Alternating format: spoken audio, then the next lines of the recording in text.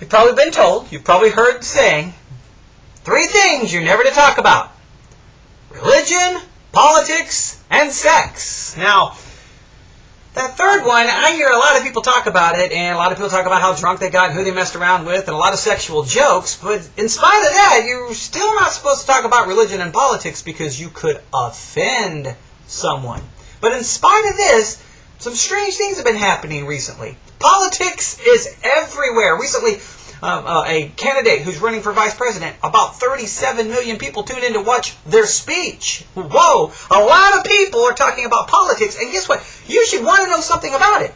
Because a lot of times people don't know anything about politics, yet when the conversation does come up, they begin to speak and they begin to demonstrate to everyone involved they don't have a clue what they're talking about. So what I would like to do is help you understand politics, just by giving you an overview. This can't be in depth. This is going to be quick. So I just want to kind of introduce you to some things, give you a little understanding, and hopefully challenge you to go out there and learn more on your own. So let's jump right in. First of all, the parties. There are 2 main parties in the American political system. There are others, but these 2, they control, you should say, they dominate the political discussion in elections. The first is the Democratic Party. It is the oldest political party in continuous operation in the United States. So you have the Democratic Party, the Democrats. You'll hear someone say, "I'm a Democrat." They are part of the Democratic Party. That's who they support. You have the Republican Party. It is often referred to as the GOP, which stands for the Grand Old Party. It was founded in 1854 by anti-slavery expansion activists. That's interesting. A lot of people don't review the Republican Party as ever having anything to do with the ending of slavery and beginning by people who are against slavery. But that is true. So we have 2 parties, the Democratic, the Republican. We have the candidates. We have an election coming up in 2 months. We have Barack Obama and Joe Biden running on the Democratic Party, for the Democratic Party. Barack Obama and Joe Biden. You've definitely heard of them. Definitely heard of Barack Obama. Barack Obama and Joe Biden. They run on the Democratic side.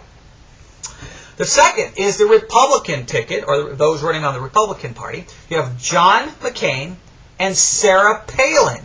Now, this shows that this is going to be a historical election because you have the first African American who's been nominated to run for president, Barack Obama, and you have the first female running on the Republican side, and Sarah Palin. Now, the Democrats had a female running in the 80s, were not elected. So whoever, if the Democrats or the Republicans win, you have history being made, and that's generated a lot of discussion.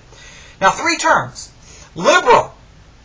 Democrats tend to be more liberal. There are exceptions, but they tend to be more liberal. They tend to support gay marriage. They tend to support abortion. They tend to be more liberal, progressive, not traditional, but more progressive.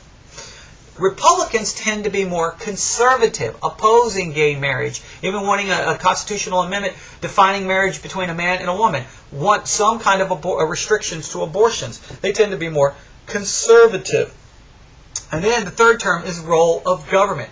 Democrats usually want big government, and they tend to think the government should fix health care. The government should fix this, and the government should fix that. They tend to look to the government as the solution. Republicans tend to want smaller government, just want government to pass laws that give us freedom and give us certain abilities, but that we, within the American people, should be responsible for fixing their own problems in many cases. So less dependent upon government, where Democrats tend to want to increase the size of government and their role. So we have the parties, we have the candidates, we have the terms. Now, one of the things about politics that I want to end with to help you understand is the idea of partisan politics.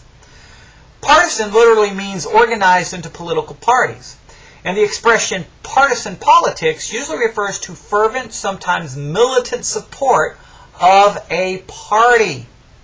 Now, you don't want to be a partisan. You don't want partisan politics. Let's say someone's partisan.